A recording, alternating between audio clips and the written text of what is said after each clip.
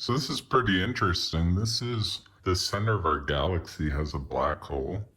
And this object that he shows on the screen, it kind of looks like a quantum computer. And further, he said that every galaxy we've ever detected has one of these types of structures at the center of it. Take a look at this. It kind of looks like a computer. Galaxy. So what you're seeing here now, it's not a simulation or a cartoon-like animation. These are Look at that. real three-dimensional orbits of stars near the center of our own galaxy, the Milky Way, 26,000 light years away. And each... I'm just going to pause that so you could look at that. Doesn't that kind of look like... Look at a quantum computer picture right now. This looks like a giant quantum computer that's out in space where it's being, cooled like a quantum computer needs to do. Kind of looks like it could be the computer. These stars is a test particle that's probing the mass at the center. And they're moving really fast. This data spans about 2 decades. This is very hard data to obtain. It was impossible until the early 1990s. Man, that's a computer. This good, close to the center.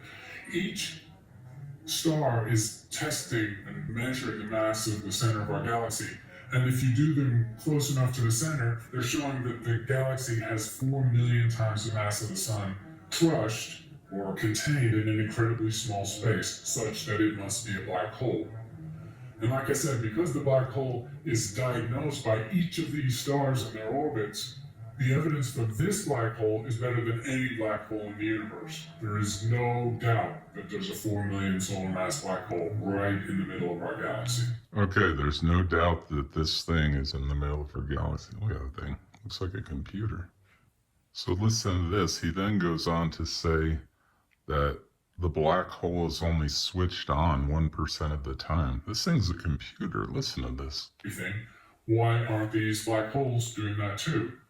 And the answer seems to be that they're only active about 1% of the time. So every galaxy has a black hole, but each one is only switched on or bright or actively accreting material 1% of the time. And in between, it seems that they blow out enough material that they sort of starve themselves, and that material has to accumulate in the center of the galaxy and trigger a new episode. Is that like the fan on a computer? It's like it's cooling or something. Activity. That's the guess.